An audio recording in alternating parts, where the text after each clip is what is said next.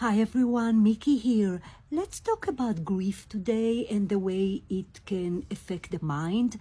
And then I'm going to do part 2 where we can talk about grief from a spiritual perspective.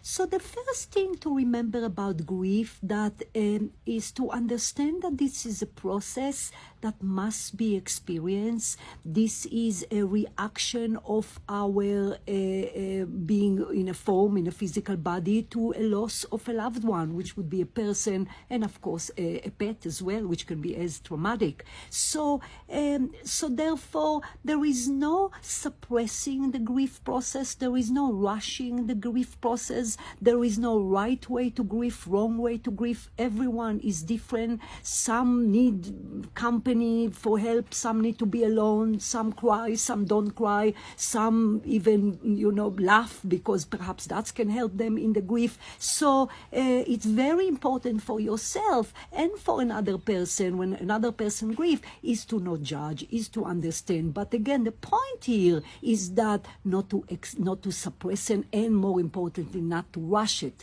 Because grief is energy, and if you suppress the energy, it's kind of bottled in within you. And eventually, at one point in your life, it will express itself out because energy needs to be released. And that can be effect of anger, that can be expresses anger in a relationship, and certainly in an illness, because it's mind, body, spirit. Once your mind is compromised, it's obviously affect the physical body. So therefore, once again, is the absolute importance of understanding grief and again, not rush it or not avoid it, which a lot of people are. A lot of people also, let's say, they don't want to cry, whether it is near kid or make other family members upset. So there is a lot of different ways as to why grief can be not honored and should be. So if you realize so grief is kind of often one step forward and few back,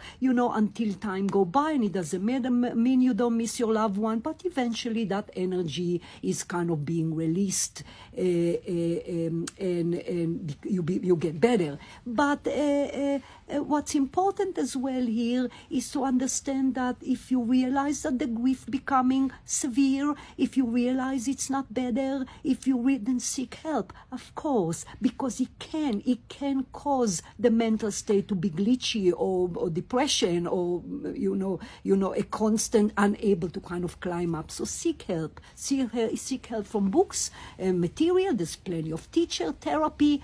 Help yourself. I'll see you in a minute again, guys.